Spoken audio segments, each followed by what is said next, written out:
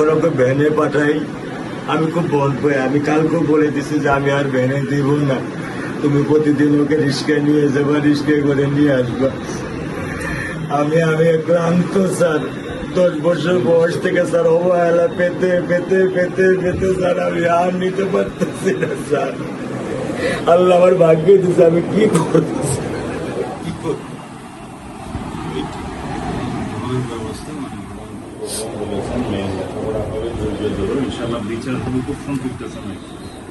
এছাড়া বেশি বলতে পারবো না, কারণ আদালতের বিষয় তো। আমরা চার্জশিট দেবো ইনশাআল্লাহ এই 24 ঘন্টার মধ্যে। আমি সত্য কথা বলি, আমার 55 বছর বয়সে আমি এত দ্রুত, এত সুন্দর, এত সুচারুভাবে আমি কখনো দেখিনি। এটা বুঝতে পারছি না, এটা তো বুঝতে, এটা আমি বুঝতে পারছি স্যার। প্রধানমন্ত্রী চলে আসছেন, এটা আমার সৌভাগ্য।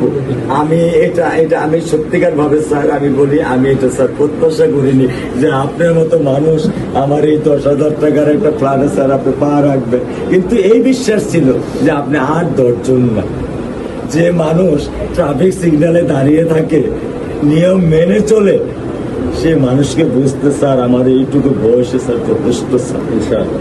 স্যার আপনি একটু ধৈর্য ধরবেন। আমি ওকে কোনো নিয়ন্ত্রণ করতে পারতেছি না। চাই আপনার সন্তানের এই অবস্থার জন্য যে দায়ী, তার বিচার ইনশাল্লাহ হবে, সেটা শীঘ্রই হবে। আর মালিক যে আল্লাহ তাআলা মালিক, ওনার কাছে সাহায্য চাই, ওনার কাছে সাহায্য চাও, আল্লাহ রহম করলেন, সব কিছু দিতে পারে। মানুষ হিসাবে আমাদের যেটা করার আমরাই